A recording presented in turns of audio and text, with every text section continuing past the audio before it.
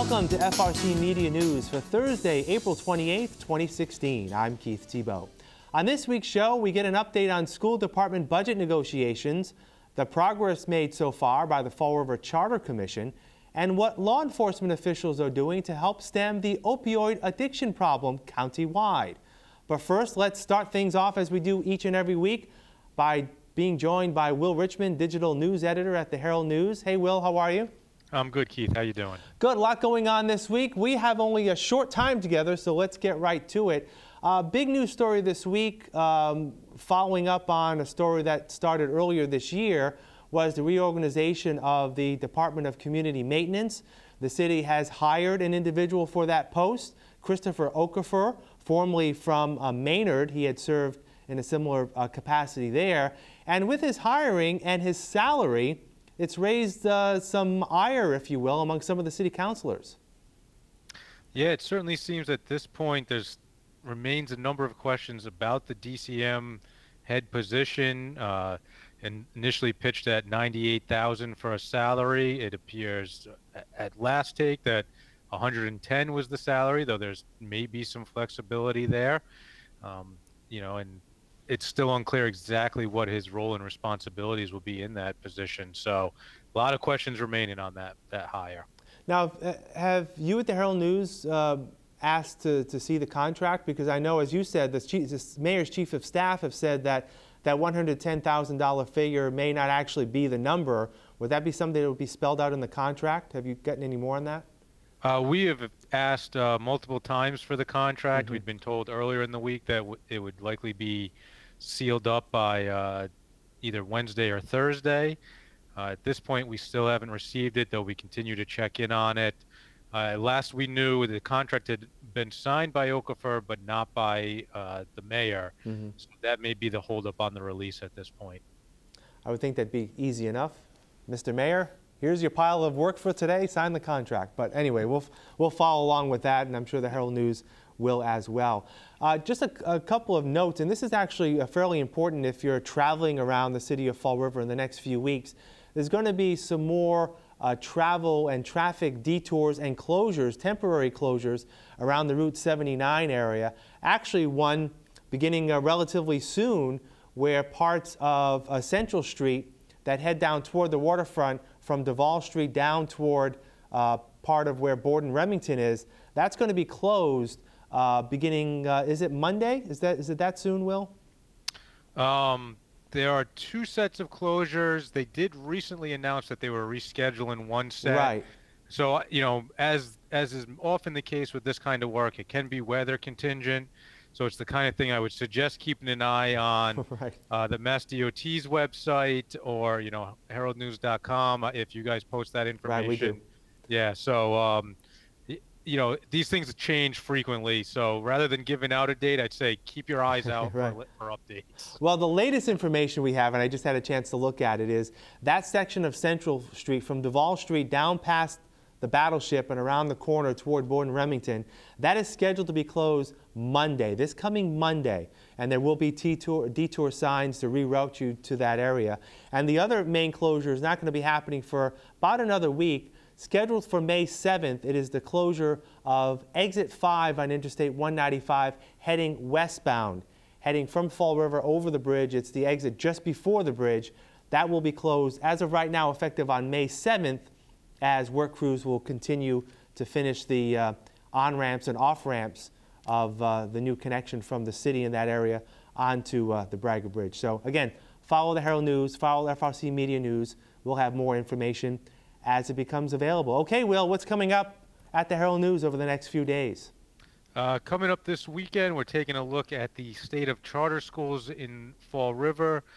Recently, with the announcement that the school district had increased itself out of the bottom 10%, that could mean that there will be no charter school expansion in Fall River, but there's also a lot of legislative talk about the future of charter schools. So trying to get an idea of where Fall River will be and educational options in the future. All right, sounds good. Short and sweet this week, Will. Thanks for joining us. We'll talk next week. All right, thanks for having me, Keith. We'll have more FRC Media News right after this. Here are some positions on the newest hot job list for the week of April 25th through May 1st. Daytime Support Professional, job number 721-6850. Environmental Field Technician, job number 723-1121. Bank Secretary Analyst, job number 720-6956. Preschool Director, job number 722-6045. Hospice Registered Nurse, job number 723-0956. Prep Cook, job number 723-1155. For more information, visit frcmedianews.org or call the Fall River Career Center at 508-730-5000. The Fall River School Committee spent several days this week to devise a new school department budget. The result, a 3% cut from the level services budget of $141 million originally proposed by the school department. School committee member Joseph Martins explains the details. For the past 2 days, we have been looking at the budget and with the administration to see where we can cut the budget some. And we cut the budget $3.7 million. That's still a far cry from what level service is. But we're not going to achieve level service, so basically we can forget that. Well, does that mean that people will be laid off? Or like, what does that mean? Unfortunately, some will. For sure. For sure. Some will in there. Some programs will be disbanded, like the extended learning time, in order to keep the maximum number of teachers, maximum number of guidance counselors, school adjustment counselors, paraprofessionals. In order to keep as the maximum we can do, that extended learning time is beyond the regular school day. So faculty and administrators, because that has the administrators in that extended learning time as well, they get paid extra for that time, which rightfully so. They should be getting paid extra for that time, right? Well, they won't be receiving that. They won't be receiving the extended learning time funds. They'll keep the job.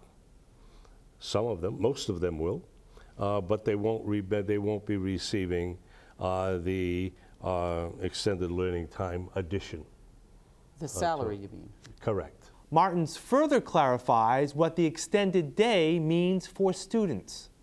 That extended learning time provided supports for the student. Yes, actually, can you explain to the viewers what the extended learning time is?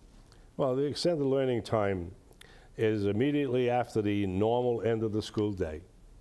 And they have some fun activities going on. They have homework assistance. They continue on with subject matter material, everything that helps a student in there. Who may need the extra help. Yeah, may need that at that time. Absolutely so. Right? And the kids start at 7:30 in the morning, getting out at 4:30 in the afternoon. Not in all schools. That's a long day. And if it was where, okay, I go into the morning and I'm listening to one teacher, listening to another teacher, the next period, so forth and so on down the line. By the end of the day, how receptive am I? I know I'd be not very receptive to listening more. So we had the extended learning time provides an avenue where there is some fun activities going on in the extended learning time day, so that it breaks it up a little bit. So it's working well, but we have to cut the budget somewhere. The Fall River Charter Commission has been meeting twice a month since convening in the fall of 2015. The purpose is to gain public input on what if any, changes are needed in the governmental document that has not been updated in some 82 years. Donna gets an update from Commission Chair Mike Maioza. I'm Donna Mata for FRC Media News, and with me in the studio is Mike Maioza, the chairman of the Charter Commission, which was not even newly formed anymore. It's been many months. Yeah, we've been 5 months into it now. Yes, which is a long time, but then again, it's a long process. Can you just update us on what's been happening in the last few months, let's say? Yeah, sure. First off, thanks for having me on, Donna, so we can keep the public informed as to what's been going on. So since we were elected in early November, we've met roughly about 2 times a month. We've held already 4 public meetings whereby we are soliciting ideas from the public on the things they would like to see changed in the charter, whether that be ward councilors, 4-year term for the mayor, whether the mayor serves on the school committee, those type things. In addition to that, we've had probably at least 8 working meetings whereby our consultants from Collins Center have sent us articles. Those are sections of the charter. There's roughly about 11 articles. So for instance, we have an article that deals with the executive branch, an article that deals with the legislative branch, the city council, an article that deals with the school committee, an article that deals with elections. So we're going through those meticulously, adding, deleting, changing language, maybe changing dates or timelines to fit what we do here in the city. Currently, there's roughly about 11 articles that we need to go through, and we've completed, or I shouldn't say completed, we've touched on 4 of them. One of them's completed, and most of them are at least 50% more done. And the reason that we're in that state is because a lot of our work is really going to be dependent on the survey that we sent out, because we really need to know what people are going to support on the ballot in 2017 before the commission puts something forward. We don't want to put something forward that the public's not going to support. We have to wait. So we're methodically going through them. We're meeting at least twice a month. We have meetings already scheduled for the rest of the year. And some important dates that the listeners or the viewers really need to know is by March 6th of 2017, we have to have a preliminary report completed, a preliminary charter, let's say. That gets sent up to the Attorney General's office for her to check it for legalities, just to make sure it conforms with Mass state law. She has 1 month to get it back to the commission. If there are any recommendations for change, we make those changes, and then we have to issue a final report, which will be done in June. Then from June, basically until the election, Donna, it's really public outreach at that point in time, really educating the public as to, well, what did the commission put forward? What is changing? What are you proposing that changes? And we need to make sure that the public understands that, because obviously we're going to need their support when they go to the ballot box in November of 2017. You were enthusiastic before, Mike. Now it's just because it's reality. I can just see the passion, and that's wonderful. And you know something, Donna, this is so very important to our future as a city. It's the foundation. It's the governing document. There's there's a lot of things wrong with how we've been operating. It's no secret. This, I truly believe, is going to fix a lot of the things that people have complained about, wanted to see changed. We have an opportunity now to do it. So that's why I get a little disappointed when I see the public hearings, because this is your voice, people. This is your opportunity to come forward and let us know what it is that you want. Again, the more we hear from people, the better job we're going to do by putting a document out ultimately that people are going to be able to support. We know it's not going to make, everybody we get happy. that. That's we understand right. that. That's right. But if there's a majority that people want to see, X, Y, or Z, then that's what we want to put forward. But I will tell you, at the end of this process, the city of Fall River will be in a much, much better place. A news conference was held at Battleship Cove this week, whereby Bristol County District Attorney Thomas Quinn introduced members of the Underage Substance Abuse Prevention Task Force. The purpose? To update the public on what's being done to ensure that our youth do not have easy access to unused prescription drugs present in their homes, among similar prevention tactics. In addition, there was this human interest slant to the story. One of the things we want to do in this press conference is bring a human side to it. My next presenter, my next speaker, is a victim to alcohol abuse. He's here bravely today. I know he's nervous, but He's going to share his story about how alcohol changed his life. I asked Josh Reed to come up, please. Thank you, Sergeant. My name is Joshua Reed, and I am a survivor of a drunk driving collision. My life was changed forever by a 16-year-old drunk driver. I was 18 years old, and I was about to start my senior year of high school. Since I was 8 years old, I wanted to be a Marine. When I turned 18, I joined the Marine Corps. I was preparing to go to boot camp after graduating high school. 3 days before I start high school, my 3 days before I start my senior year of high school, my car was T-boned by the drunk driver. It was T-boned on my driver's side door by a teenager that was drinking and driving. He was already on probation for driving under the influence. I was pinned between my door and the center console. I was in and out of consciousness, but I remember a police officer calling for a body bag. The first responders couldn't believe I was still alive. They gave me a little chance of surviving.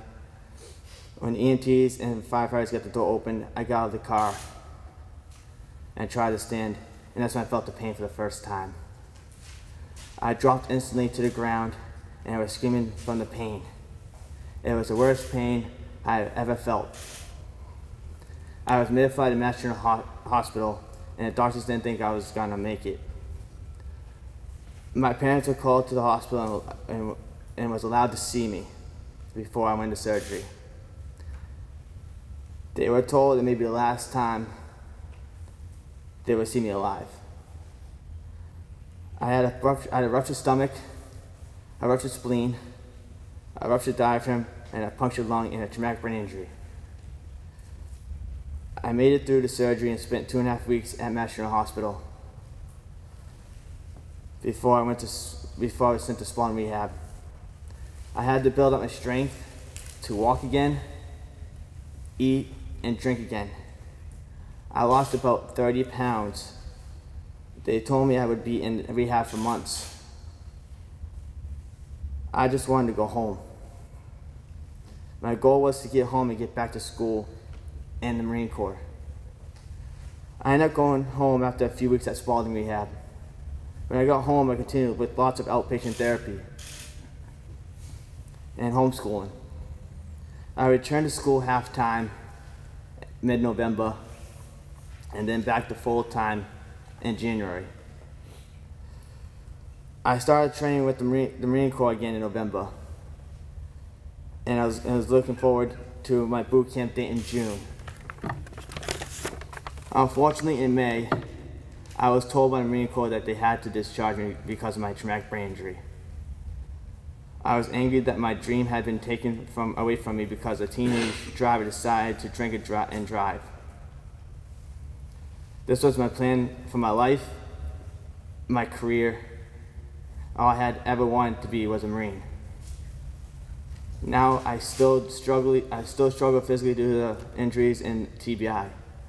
I am focused on trying to create something positive out of my experience and by sharing my story. I speak to students about the consequences of drunk driving. If I can help one person make a better choice, then I feel I have made a difference. Thank you.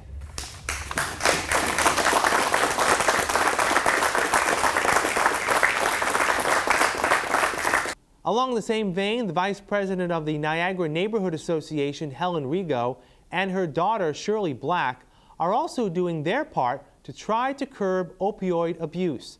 Both women are in the process of creating a memorial quilt in honor of the victims of overdoses. In order to honor the memory of a loved one who lost their lives to an opioid addiction, the Vice President of the Niagara Neighborhood Association, Helen Rigo, is putting together a memorial quilt. Rigo is asking residents to submit photographs of family members who died as a direct result of an overdose. Her daughter, a parent and a nurse at Stewart Hospital, Shirley Black, explains the reason behind the memorial quilt. To put a face to people and have people realize that, yes, this person died of an overdose, but this person is also somebody's loved one. So let's just take a step back. What are you asking people to do in order to be a part of this program? We're asking them to submit a photo of a loved one. It has to be immediate family. We just don't want anyone sending, oh, my friend overdosed, can I send their picture?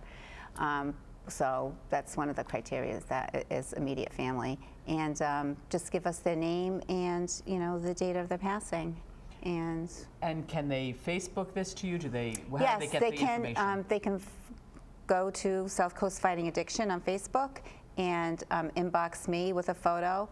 If they don't want to mail, we have had press releases in the paper, you know, describing the event and you know, with a mailing address as well. But I think it's kind of easier for some people just to inbox it on Facebook.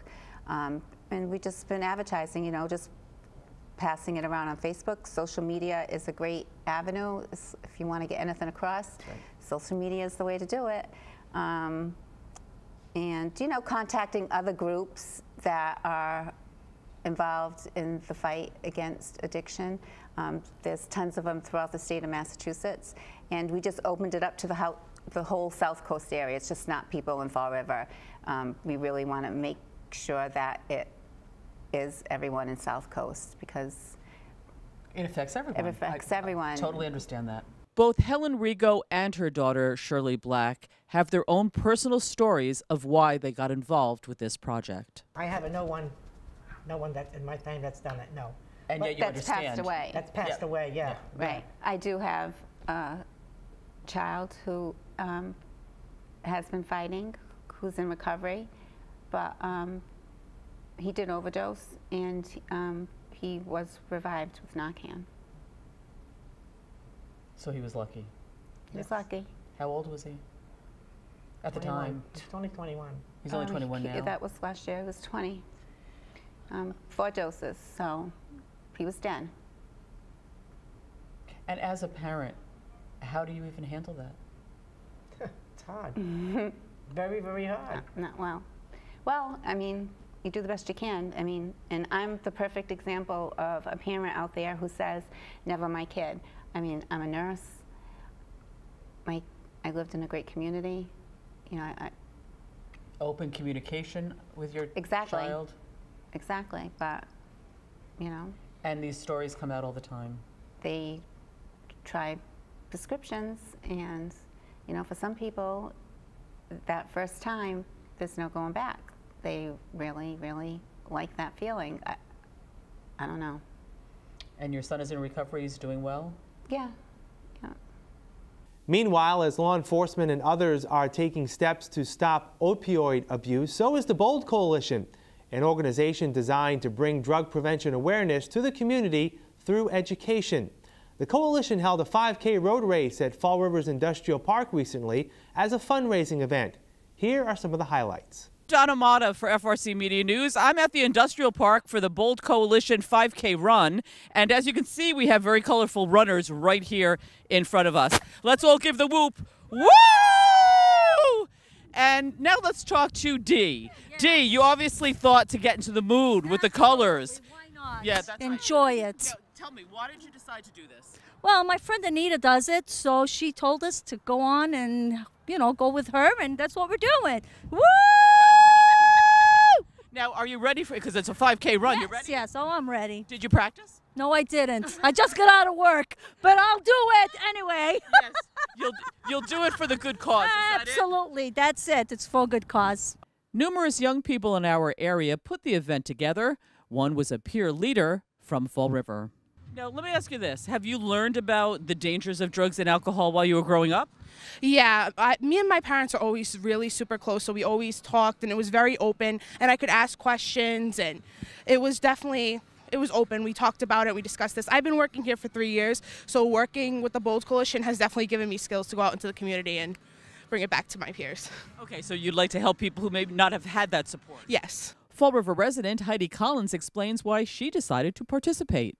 This is my second color run. I did one last year in Seekonk, and I love the camaraderie with friends and the good cause, and I'm from Fall River, so I think let's support our local community.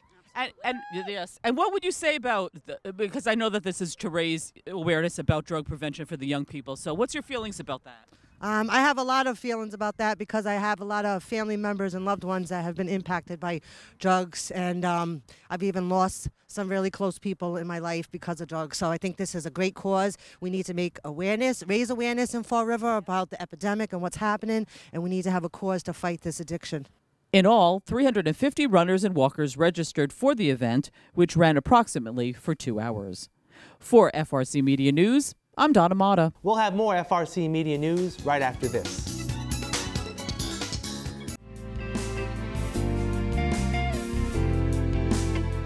This beauty right here is Duchess. She's a little older. She's about 8 years old. She's a mix of Pit Bull and Terrier. She's a big love bug. She wants to sit on your lap all day if you let her. She's very lovable, playful. She has anxiety. Being here it's a little much for her to take in, but she's a good girl. And she's a big sweetheart, and she just wants a home and someone to just love her. JJ here is a 5-year-old who's been here for quite a while. He's looking for a good home. He's very calm. He's very happy to be loved. He would like to have a home that's quieter. And he doesn't mind cats. We don't know about dogs with him, but he's a very, very nice fellow.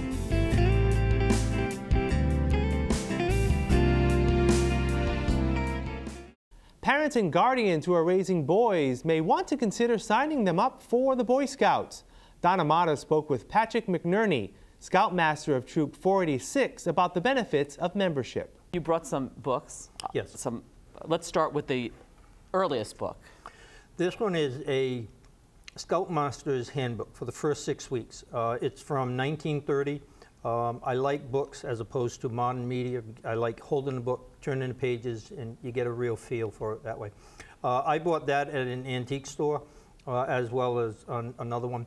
And that one goes through a detailed explanation of what a Scout leader did in the 1930s for setting up the meetings. It went week by week for the first 6 weeks, and then it would pretty much run after that. There would be repetition of some weeks depending on what you were doing for merit badges, but the training initially when it started, it was as a not a military organization, but a precursor to the military for young boys. It was started by Sir Baden-Powell from England.